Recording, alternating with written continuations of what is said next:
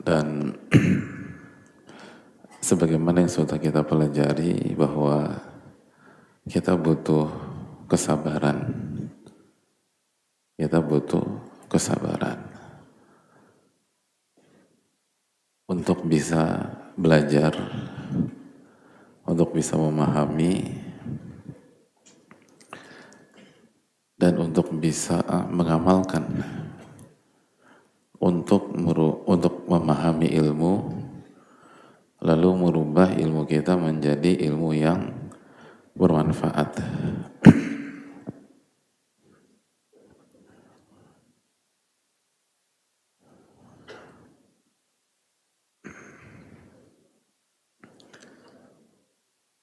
Dan itu semua butuh sabar. Dan kita sudah bahas wa ma sabruka illa billah. Dan Anda tidak bisa sabar kecuali dengan pertolongan Allah tabaraka wa ta'ala.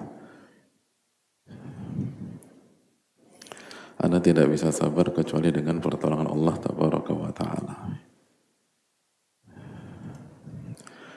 Maka pentingnya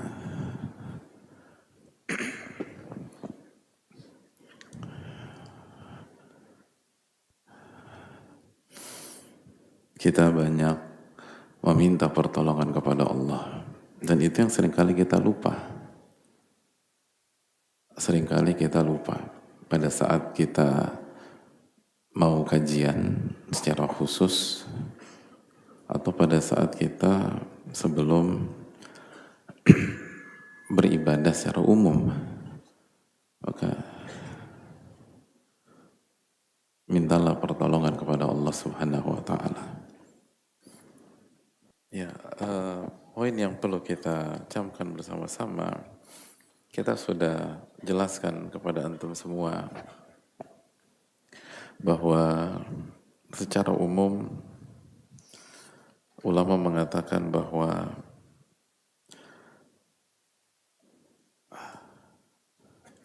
hidup itu tentang bersabar dan bersyukur.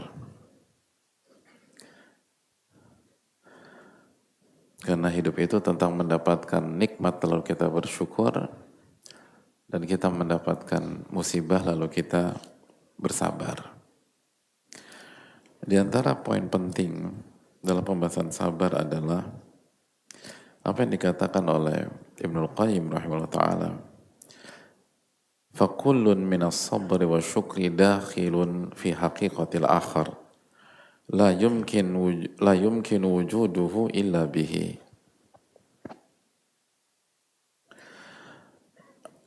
Beliau menyampaikan bahwa setiap atau masing-masing, baik itu kesabaran maupun rasa syukur, itu adalah unsur dan bagian yang tidak bisa dipisahkan dengan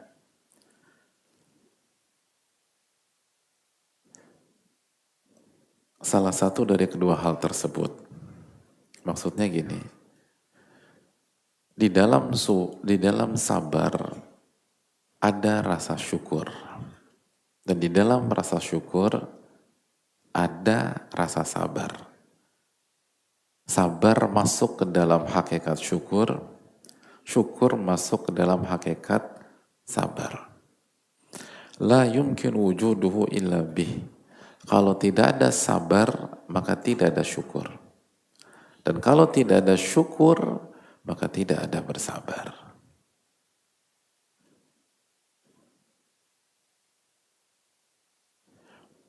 Itu poin. Jadi di dalam kesabaran harus ada rasa bersyukur. Dan di dalam rasa bersyukur harus ada kesabaran. Wa innama yu'abbaru an ahadihima bismihil khas bihi bi'tibaril aglabi alaih wal adhari minhu wa illa fahaqiqatu syukri innama yaltaimu minas sabr wal iradati wal fi'l. Adapun ketika ulama atau ketika Allah Subhanahu wa taala, lalu Rasulullah SAW, lalu para ulama, lalu kita mengucapkan salah satu dari kedua kata tersebut. Misalnya, marilah kita bersabar. Atau kita katakan jangan lupa bersyukur. Maka artinya kita sedang mengungkapkan bagian mayoritas dari pesan tersebut, gitu. Jadi kalau mayoritas pesan kita adalah rasa syukur, maka diungkapkan dengan kata syukur. Kalau mayoritasnya sabar, maka diungkapkan dengan rasa sabar. Karena sabar ada di syukur, syukur ada di sabar. Tapi yang jadi yang perlu kita ketahui, porsinya kan beda-beda, gitu loh. Nah, kalau porsi syukurnya lebih besar, maka cukup kita mengatakan marilah kita bersyukur. Jadi kalimat marilah kita bersyukur mengandung himbauan untuk bersabar. Tetapi karena rasa syukur lebih besar, maka itu yang disampaikan. Makanya dalam ilmu usul fikih atau dalam ilmu usul fikih atau qawaid fikih atau ilmu kehidupan secara lebih universal, kan ada kaidah al-ibro bil ghalib. Parameter itu hukum mayoritas. Parameter itu hukum mayoritas. Itulah. Kan gitu ya. Misalnya nasi goreng pete. Nah itu. Kenapa dikatakan nasi goreng pete? Karena mayoritas yang ada di piring itu nasi yang gimana sih? Nasi goreng pete. Berarti mayoritas yang ada di piring itu adalah nasi yang digoreng. Lalu ada tambahan pete. Tapi populasi pete di piring tersebut minoritas gitu. Makanya yang ditekankan adalah nasi goreng. Gitu, nasi goreng. Tapi kalau pete pakai nasi goreng, maka berarti populasi pete paling banyak gitu loh. Itu kan demikian. Atau kita bisa nggak sebutkan embel-embelnya. Kita cuma bilang nasi goreng satu ya gitu loh. Lalu nanti dikasih kerupuk. Kan saya cuma bilang nasi goreng satu. Kenapa ada kerupuk di sana gitu loh. Lalu dikasih acar. Kenapa ada acar di situ? Padahal kita hanya nyebutkan nasi goreng. Tapi kenapa ada kerupuk, ada acar? Karena kenapa nggak disebutkan? Cukup yang disebutkan mayoritas gitu loh. Cukup. Jadi kita biasa hanya menyebutkan mayoritas atau mayoritas yang ditekankan, yang di-emphasize gitu, ditekankan baru sedikit gitu. Jadi itu adalah pola bahasa. Jadi di Indonesia pun ada. Makanya kita nggak pernah komplain ketika kita pesan nasi goreng, lalu yang keluar nasi goreng plus acar, plus kerupuk, plus telur ceplok gitu loh. Loh kok ketawa itu loh. Kenapa? Siapa tukang nasi goreng di sini? Kayak ketawanya tuh menjiwai gitu. Jadi kemungkinan tukang nasi goreng. Itu, nggak protes. Ini apa? Ini nggak, kan kita, Pak bertakwalah kepada Allah. Bapak nggak amanat gitu. Kan saya cuma pesan nasi goreng. Enggak gitu, bukan gitu mas. Mas tuh bahasa Indonesia dapat berapa sih gitu loh. Saya itu juga guru bahasa Indonesia, jadi saya ngerti. Jadi itu poinnya. Bisa dipahami poin ini? Jadi sekali lagi, makanya di dalam setiap kesabaran pasti ada rasa syukur. Sebagaimana di dalam rasa syukur pasti ada kesabaran. Kenapa demikian? Karena inti dari bersyukur apa sih? Inti dari bersyukur kan taat kepada Allah Tabaraka wa Ta'ala. Itu inti dari rasa syukur. Makanya kata Ibnu Qayyim, fa inna syukra wal amalu bi taatillah wa tarki ma'asih. Inti dari rasa syukur, ada banyak definisi rasa syukur, tapi kalau kita baca definisi rasa syukur, intinya adalah taat kepada Allah dan tidak maksiat. Dan itulah salah satu unsur yang tidak bisa dipisahkan dari kesabaran. Sabar itu sabar menjalankan ketaatan, sabar dalam meninggalkan kemaksiatan, dan sabar ketika menghadapi musibah. Itu poin. Terus simpel juga, biar lebih mudah menangkap. Ketika kita, ketika kita dididik sama ibu kita, kamu harus menjadi anak yang bersyukur, gitu loh. Lalu kita baik di hari itu, misalnya ayah kita sampaikan itu dari Sabtu. Kita, oh ya katanya aku harus jadi anak yang bersyukur. Makasih ya Bi, makasih ya Pak, terus baik, rajin sholat segala macam. Pas hari Ahad, hari Senin, berantakan lagi. Bandelnya minta ampun. Lalu diingatkan sama ayahnya. Kan Sabtu, ingat gak kemarin hari Sabtu Papa udah bilang, kamu harus jadi anak yang bersyukur. Lalu dijawab sama kita, oh bukannya cuma sehari aja ya Pak? Kata ayah kita, kalau Papa bilang kamu harus jadi bersyukur, itu artinya bukan sehari aja. Hari ini, besok lusa, minggu depan, bulan depan, sampai kita meninggal. Berarti bahasa lainnya adalah Anda harus bersabar dalam bersyukur. Nggak boleh sekali doang. Jadi ada unsur sabar dalam bersyukur. Bisa dipahami hadirin? Nah itu poinnya. Jadi itu. Dan begitu juga sebaliknya. Ketika kita bersabar, ada unsur syukur. Karena tadi, syukur itu intinya taat dan tidak bermaksiat. Jadi itulah inti dari rasa syukur. Jadi ini hal yang sangat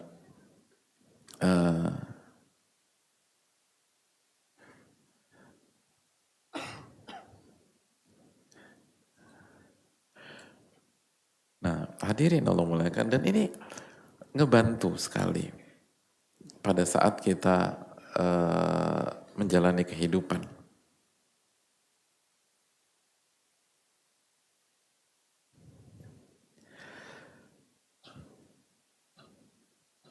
Ibnu Qayyim mengatakan, fal maqdurul wahid yata'allaqu bisyukru was sabr sawa'un kana mahbuban aw makruha.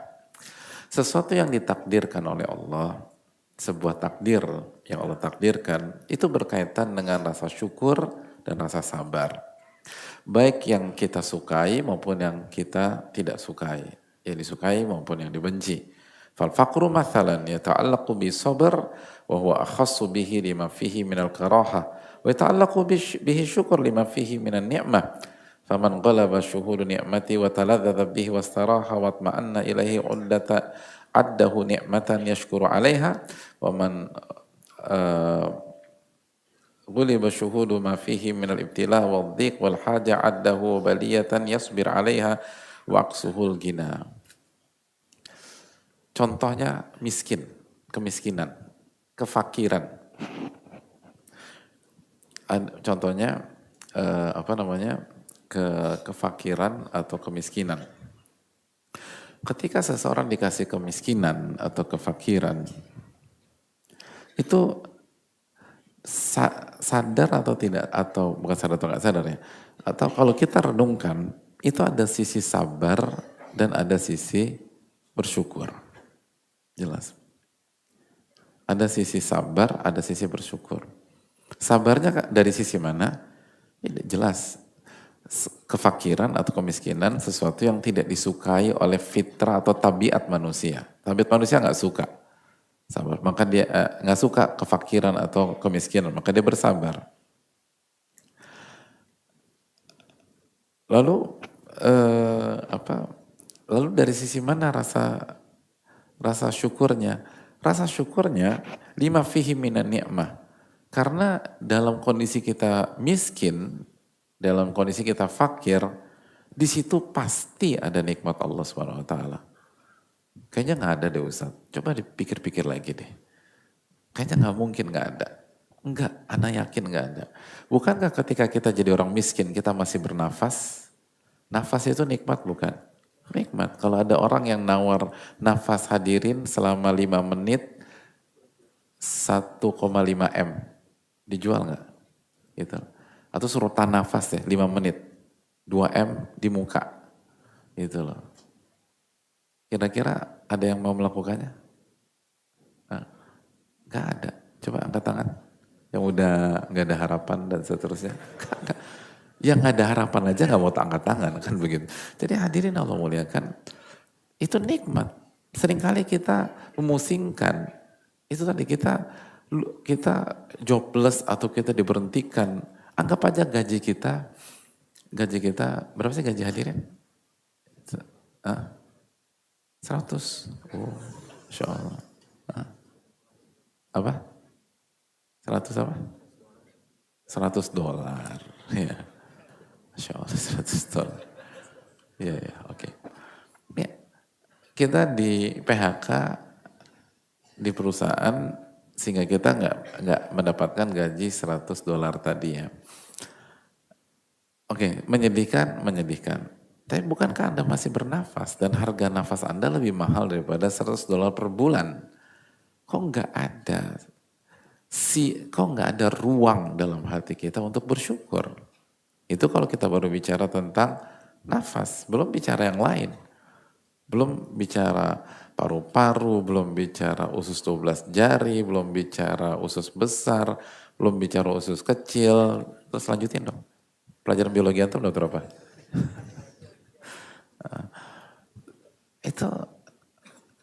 Itu poin. Kamu usah bicara paru-paru deh.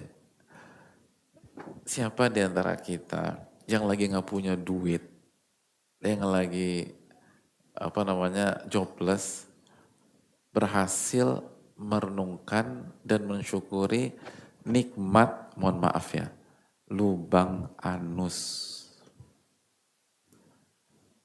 Coba, kalau lubang anus itu dibuat masalah oleh Allah, tapi antum dapat pekerjaan yang gajinya misalnya 100 juta per bulan, antum ambil nggak 100 juta per bulan itu? Enggak mungkin. Kalaupun ditawarin ada solusinya, dibolongin di perut, sebagian tetap nggak ngambil. Mungkin sebagian ambil, tapi sebagian tetap nggak ambil. Fabi ayyi ala'i rabbikuma tukadziban. Jadi nikmat mana lagi yang Anda kufuri? Bayangkan. Itu nikmat yang kita kita mengucapkannya saja hati-hati. Kenapa? Karena bukan di posisi strategis dan dibanggakan oleh umat manusia. Tapi kalau hal tersebut ditutup, dan ada sebagian orang ditutup. Saya sudah bertemu dengan seorang ibu yang nangis-nangis ketika anaknya lahir, ternyata disadari anaknya tidak punya lubang anus. Awalnya senang banget. Beberapa jam berikutnya nangis. Kenapa nangis? Kan semuanya utuh. Iya, semua utuh. Kecuali tidak ada itu. Hadirin Allah muliakan. Jadi, pasti ketika kita dalam kondisi fakir atau miskin, pasti ada nikmat dari Allah. Pasti ada nikmat dari Allah. Maka harus ada rasa syukur di setiap musibah. Harus ada rasa syukur. Ini penting. Makanya kita belajar ini. Jadi dari sini kita belajar bahwa tidak cukup hanya bersabar ketika ada musibah. Tapi juga harus ada syukur. Atau makna yang lebih, kalau kita mau bahas yang lebih utuh, lebih sederhana, Tapi harus dalam pemahamannya. Ketika kita mengatakan Anda harus bersabar ketika ada kefakiran atau ada musibah atau ada rasa sakit atau rumah tangga bermasalah dan Anda harus bersabar, Anda harus tetap ingat bahwa di dalam kata sabar itu ada perintah bersyukur juga, itu poinnya. Karena itu tadi. Nah kita lanjutkan, ada kalimat menarik dari Ibnu Qayyim. Dan barang siapa yang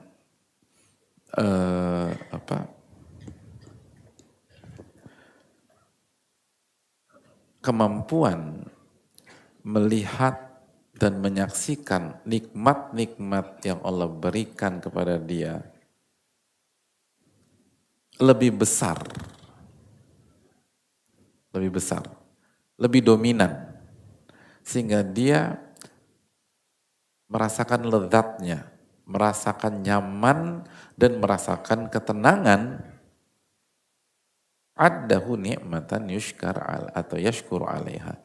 Maka itu akan dikategorikan kenikmatan yang harus dia syukuri, gitu loh.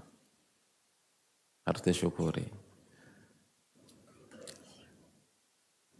Dan barang siapa yang penglihatannya terhadap sisi bala, kesulitan, nggak punya uang, kebutuhan lebih dominan, maka akan masuk ke kategori musibah di mana dia harus bersabar, gitu. Ngerti nggak hadirin? Dan ini konteksnya masih dalam takdir yang bernama kefakiran. Ini pembahasan Ibnu Qayyim dalam masalah kefakiran. Makanya setelah itu beliau mengatakan wa aksuhul gina, dan sebaliknya tentang kekayaan. Jadi dari sini kita bisa mengerti bahwa kalau Allah kasih taufik kepada kita dan kita mau berjuang, kita mau belajar, maka kita bisa menikmati kemiskinan kita. Benar nggak bahasanya? Atau bahasa yang lebih inilah ya, kayaknya menikmati kemiskinan. Atau bahasa yang lebih inilah, lebih tepat ya. Kalau Allah kasih taufik kepada kita, dan kita punya ilmu, dan kita mau mengamalkan ilmu kita, dan berusaha, maka kita tetap bisa menikmati hidup di tengah-tengah kemiskinan kita. Ini lebih enak ya pakai kalimat itu ya. Ya, Kak Atum lebih setuju ya. Menikmati kemiskinan. Kita masih tetap bisa menikmati hidup di tengah-tengah kemiskinan kita. Kebangkrutan kita, jobless kita, nggak punya kerjaan kita.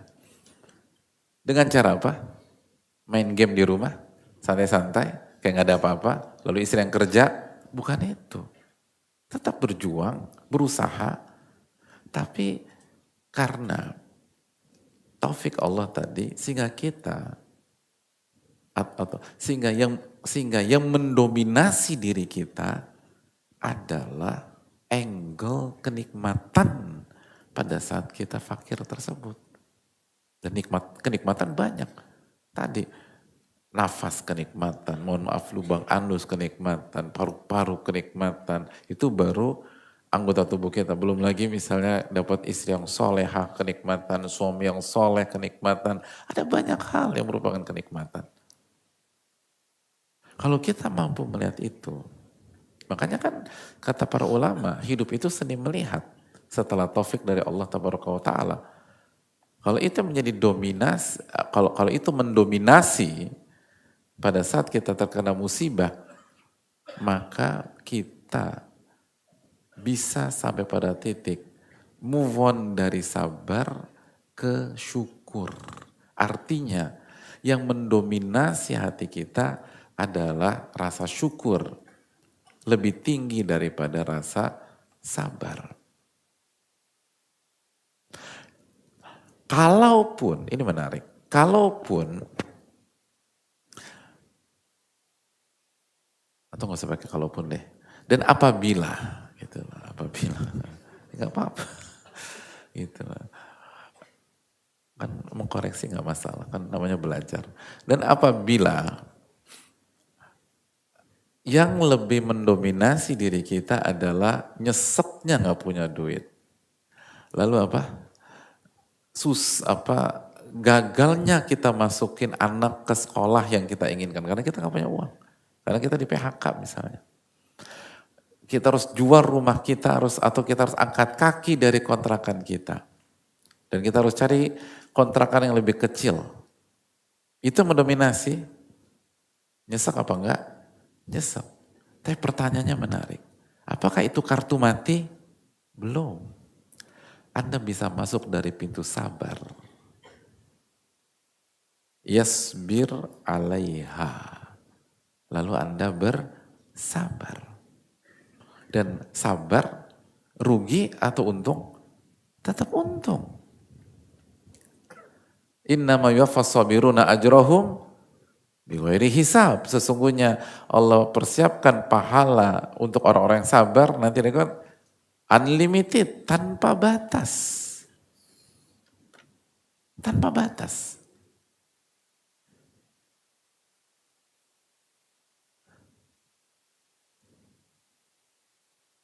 Jelas hadirin? Jelas apa nggak jelas nih hadirin? Oke, alhamdulillah. Billahi taufik.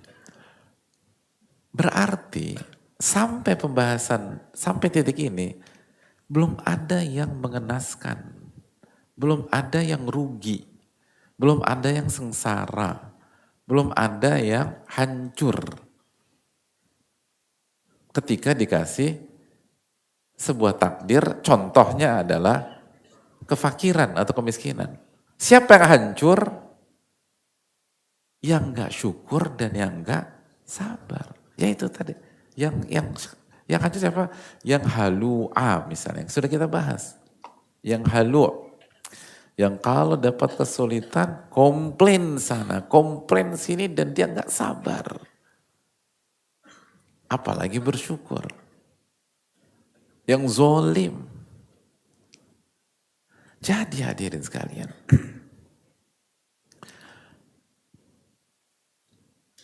Untuk jatuh ke dalam dosa ketika kita diberikan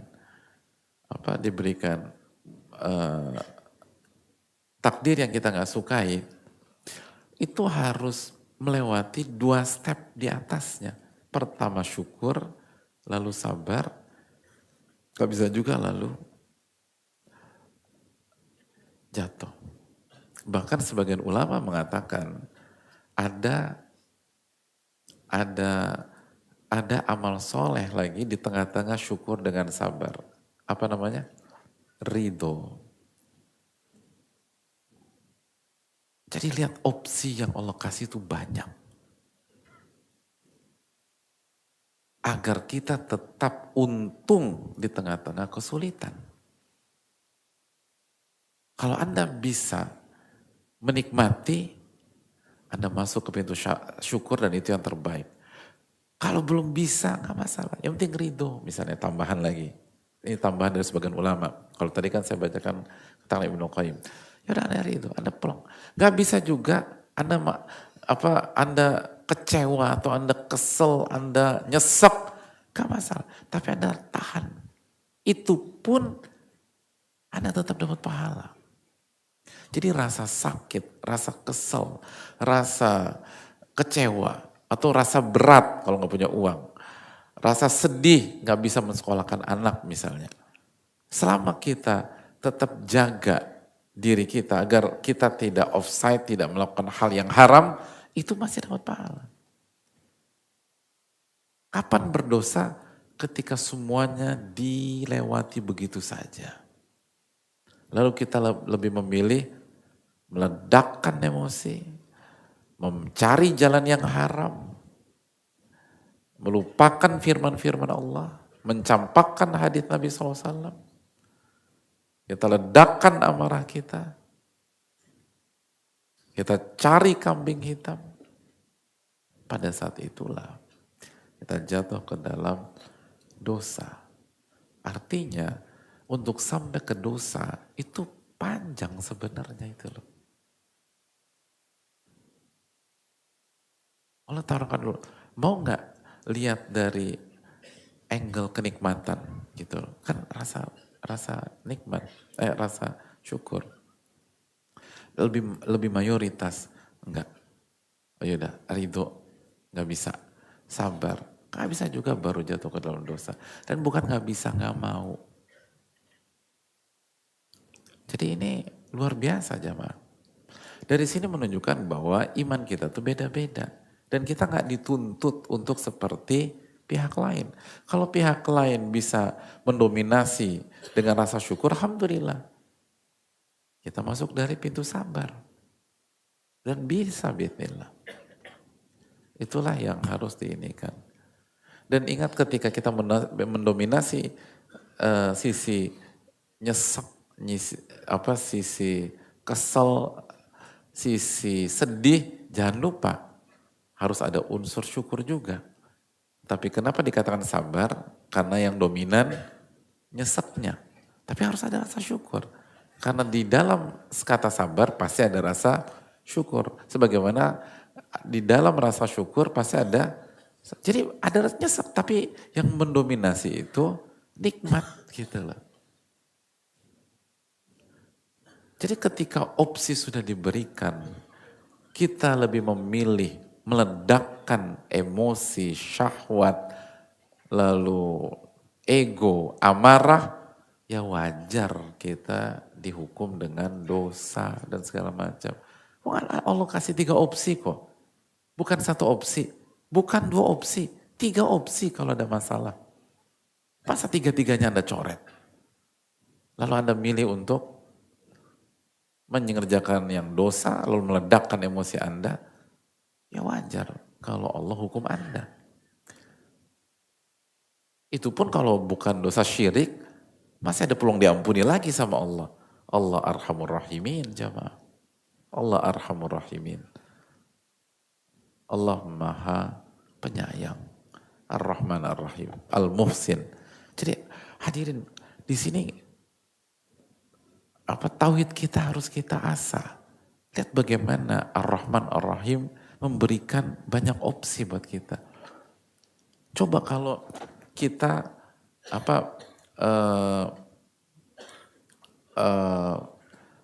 hanya ada misalnya hanya boleh dengan 1 opsi, repot kita. Anda coba lihat dari kenikmatan. Aku belum bisa, oke, ridho deh. Belum bisa juga, sabar. Dan pasti bisa. La yukallifullahu nafsan illa usaha. Itu. Nah kalau Anda nggak mau, ini yang jadi masalah. Dan Anda akan menyakiti diri Anda sendiri. Itu poin yang perlu kita renungkan. Semoga bermanfaat. Dan kita buka sesi tanya jawab. Wassallallahu sallam ala nabiyina Muhammad wa ala alihi wa sahbihi ajma'in. Ya. Ada teman tuli mau bertanya ya. Di pertanyaan pertama.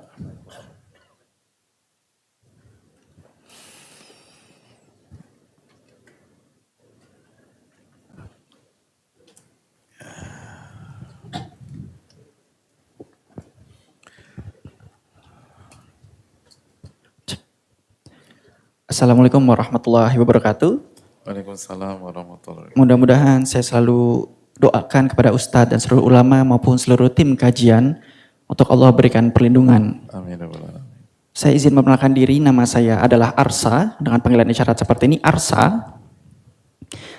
Saya izin bertanya terkait 2 hal. Yang pertama, ini tidak hanya untuk saya sebagai seorang tuli, tapi juga mewakili teman-teman tuli saya yang lainnya. Kami memahami bahwa sebagai seorang tuli kami bervariasi dalam kemampuan karena adanya keterbatasan akses sebagai suatu hambatan yang nantinya mempengaruhi bagaimana kami memahami sesuatu, menghambat kognisi kami dalam memahami suatu wawasan.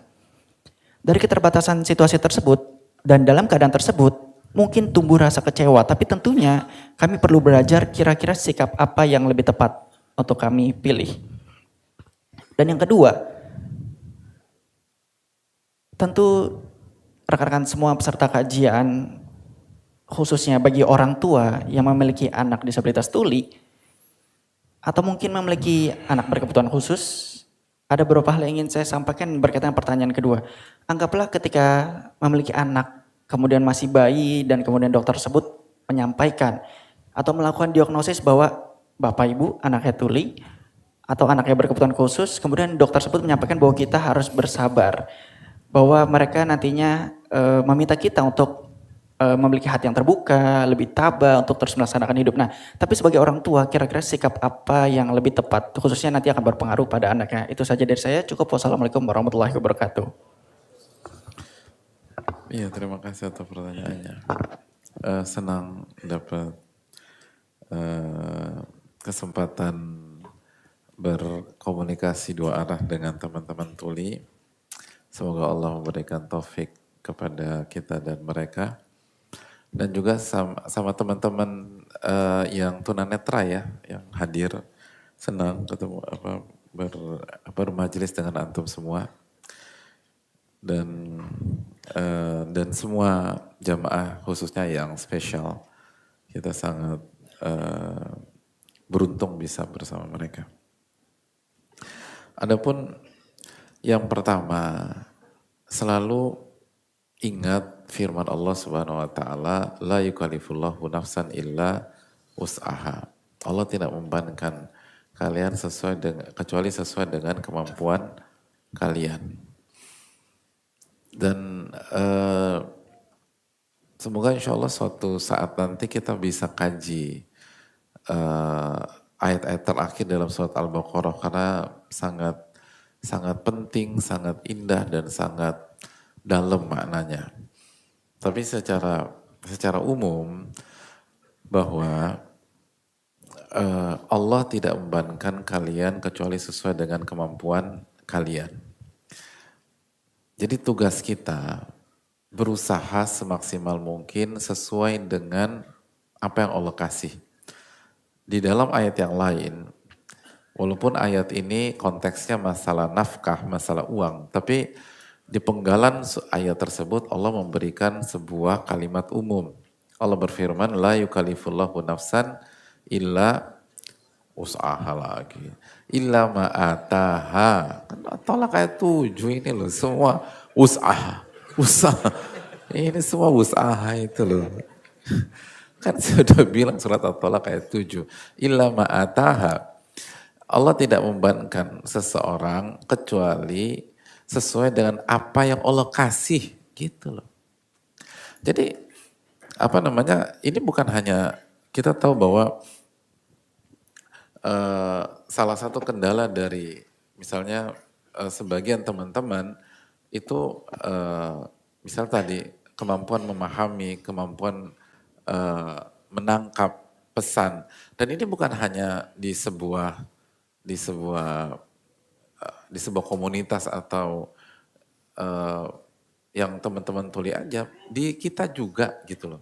Ada banyak orang tuh walaupun udah belajar, walaupun serius, duduk paling depan, begitu selesai kajian itu bisa gurunya terangin ke kanan, dia pahamnya ke kiri.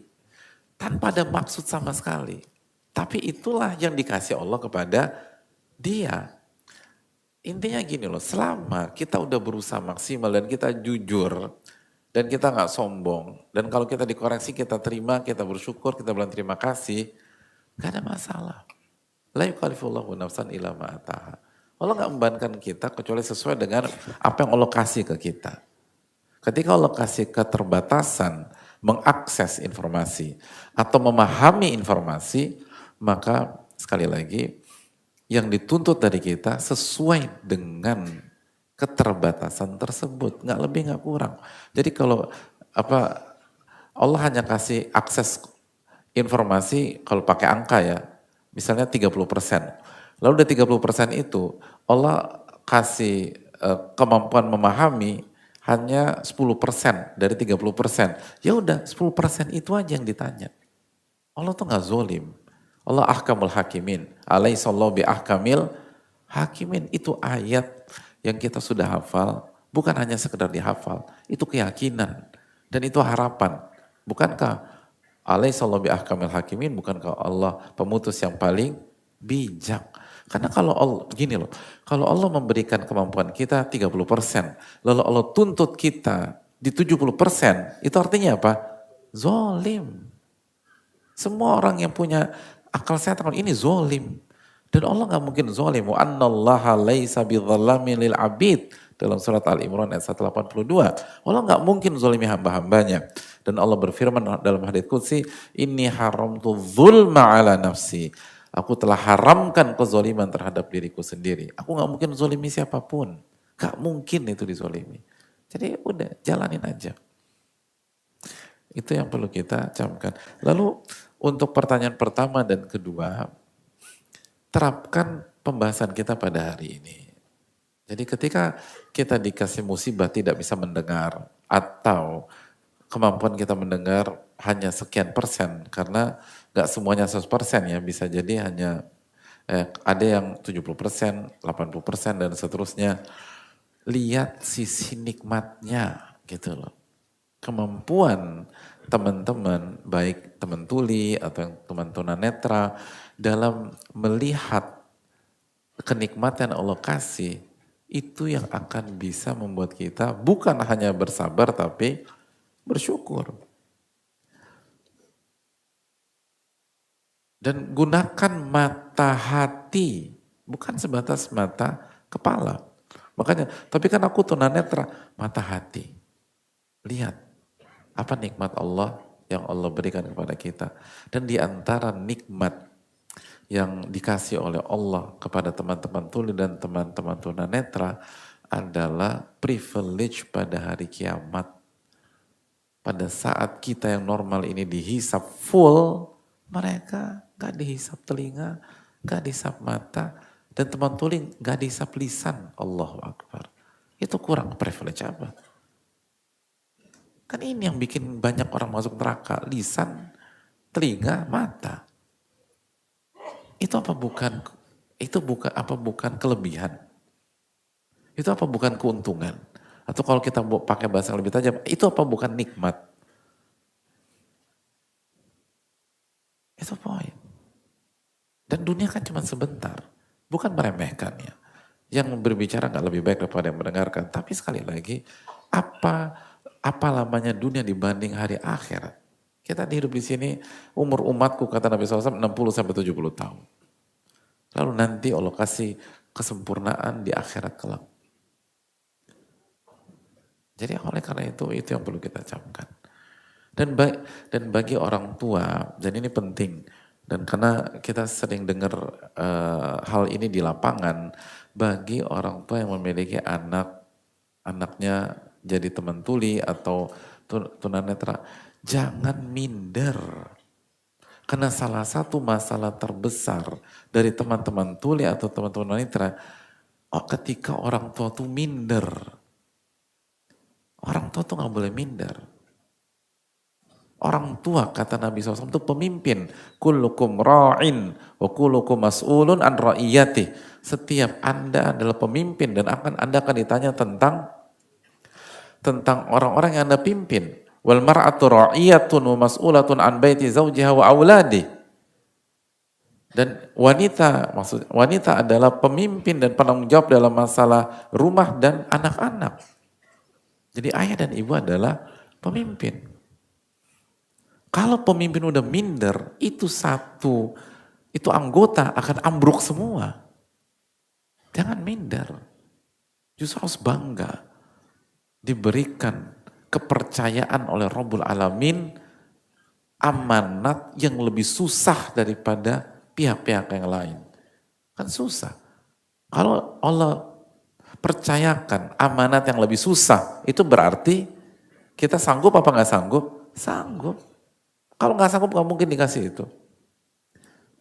Jadi justru harusnya lihat lagi, di setiap musibah harus ada sisi melihat kenikmatan. Ini kepercayaan dari Rabbul Alamin. Dan bukan hanya teman tuli dengan teman tunanetra ya, pokoknya orang tua yang punya anak-anak special needs, jangan minder gitu loh. Jangan minder. Itu amanat dari Rabbul Alamin. Kita dipercaya untuk mengasuh mereka, untuk mendidik mereka, membina mereka. Dan kepercayaan itu mahal. Itu keistimewaan, kok minder? Karena banyak yang minder. Bahkan bukan hanya minder, sebagian ngebuang. Atau nggak mau, mungkin nggak, sebagian nggak membuang secara letterlock ya. Tapi diacuhkan, seperti anak tiri. Dan nggak punya harapan lagi. Ya kalau orang tua sudah demikian, ya anak akan arahnya bisa tragis kecuali dirahmati oleh Allah SWT. Maka orang tua harus bersyukur dan bersabar. Bahkan kalau bisa bersyukur. Orang tua coba bayangkan yang punya yang anak. Betapa nikmatnya jadi orang tua yang punya anak, anaknya tidak dihisap dari sisi pendengaran dan lisan. Karena secara umum kalau kita nggak bisa mendengar, kita susah berbicara. Ini kan sumber dosa jemaah. Berarti kita udah menang banyak step. Tinggal kita kuatkan sisi lain. Oh tapi susah, emang ya kalau mau gampang masuk neraka hadirin. Semua begitu. Bahkan masuk orang ahli dunianya susah gitu loh. Sebagian bidang dunia, ya Allah susahnya setengah mati. Jadi itu poin. Hufatil jannatu bil makari, surga itu dikelilingi hal-hal yang gak enak. Gak sesuai dengan nafsu kita. Jadi yang pertama, terima. Ini takdir Allah SWT. Jadi iman kepada takdir dulu. Lalu yang kedua, usahakan amalkan pembahasan kita sore hari ini. Dan buat dominasi dalam hati kita adalah sisi kenikmatan. Sehingga kita tuh seneng gitu ketemu anak. Walaupun anak kita punya kekurangan. Dan hadirin, tidak ada anak yang tidak punya kekurangan. Kan gitu aja. Coba, yang anaknya gak punya kekurangan, angkat tangan di sini. Pertanyaan kedua, yang orang tuanya nggak punya anak, yang orang tuanya yang punya anak yang sempurna, angkat tangan di sini. Gak ada. Kita nih kan anak semua nih. Siapa yang sempurna di sini? Gak ada anak yang sempurna. Kita semua punya kekurangan. Jadi ketika anak kita punya kekurangan di sini, anak orang lain juga punya kekurangan di sana. Cuman beda-beda aja kekurangannya. Dan kekurangan dan kelebihan hanya ujian. Liyabluwakum ayyukum ahsanu amala. Untuk menguji kalian siapa dari kalian paling baik amalnya. Jadi tetap semangat, lalu jalani. Jangan terlalu dipikirin, dizikirin. Nah itu, dizikirin, ditawakalin kepada Allah, lalu pikir seperlunya. Gitu loh. Pikir proporsional. Nanti pertolongan Allah datang. Itu poin. Dan itu didukung data lapangan. Gitu. Didukung data lapangan. Udah nggak terhitung. Orang tua yang punya anak-anak special need bilang bahwa Pak Ustadz kalau terlalu dipikirin, oh saya bisa gila Pak Ustadz. Gitu. Uang dari mana? Biaya mahal. Tapi kalau kita bertawakal, kita zikirin, kita berusaha, ada aja itu datang rezeki. Kan gitu. Nahnu narzukuhum wa iyyakum, kata Allah. Kami yang kasih rezeki untuk anak kalian dan kalian. Gitu loh. Bayangkan Allah sebutkan anak duluan sebelum orang tuanya. Untuk memberikan pesan. Jangan pernah berpikir kita yang kasih rizki ke anak kita. Allah yang kasih rizki. Ada banyak orang sukses, yatim piatu. Gitu loh. Ayahnya meninggal ketika ia ada di perut, di rahim ibunya, ibunya meninggal karena melahirkan dia. Banyak apa enggak? Banyak. Dan sebagian sukses. Itu menunjukkan bahwa yang kasih rizki anak bukan orang tua. Jadi kita harus semangat. Kita harus semangat. Dan gak usah terlalu ribet-ribet, jalanin. Allah yang atur, Allah Arhamur Rahimin.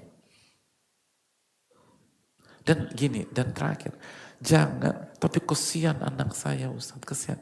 Gini loh, jadi orang tua penyayang itu harus. Tapi jangan pernah kita mengklaim sadar atau tidak sadar, kita yang paling sayang sama anak kita. Yang paling sayang sama anak kita, siapa? Yang mentakdirkan dia seperti itu. Itu yang paling sayang sama dia. Maka pasti wal aqibatu littaqwa, pasti endingnya pasti terbaik bagi orang yang bertakwa. Karena yang mentakdirkan itu yang paling sayang sama dia. Bukan kita yang paling sayang sama anak kita. Kita bukan Ar-Rahman Ar-Rahim, kita bukan Al-Muhsin. Yang paling sayang sama anak kita, Rabb kita subhanahu wa ta'ala, yang mentakdirkan itu. Kita udah jalanin. Dan kita ingat sabda Nabi SAW terakhir, Al-ma'unah ta'ti minallah alal abdi ala qadril mu'nah. Pertolongan itu datang dari sisi Allah kepada seorang hamba sesuai dengan besarnya tanggung jawab atau ujian. Itu poin. Besarnya tanggung jawab atau ujian. Itu benar. Itu benar banget gitu.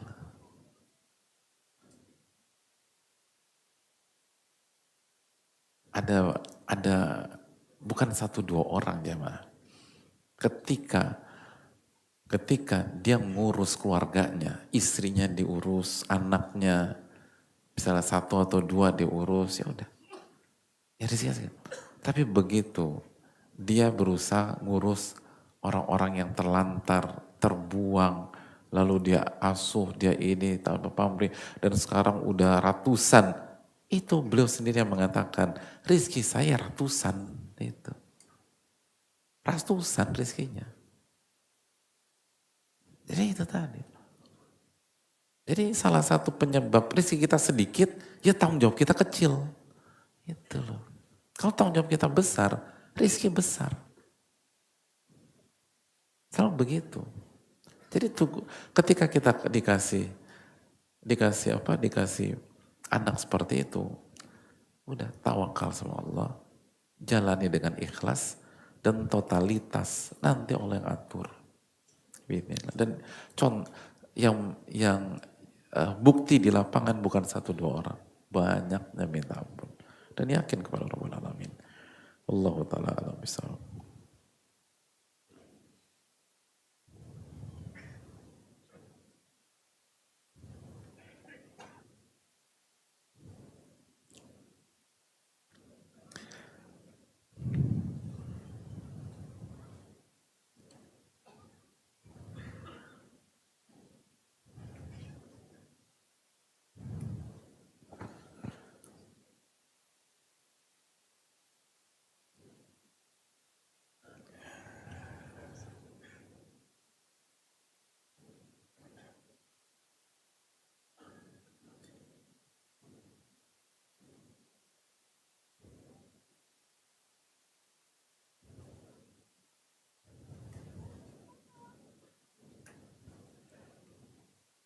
Masih ada waktu nggak sih? Maghrib jam berapa?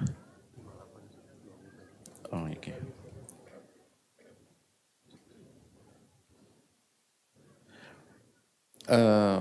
Assalamualaikum warahmatullahi wabarakatuh. Waalaikumsalam warahmatullahi wabarakatuh. Semoga Allah berkahi Ustadz dan keluarga, imam, para ulama, seluruh jamaah pada malam hari. Amin wa iyyakum.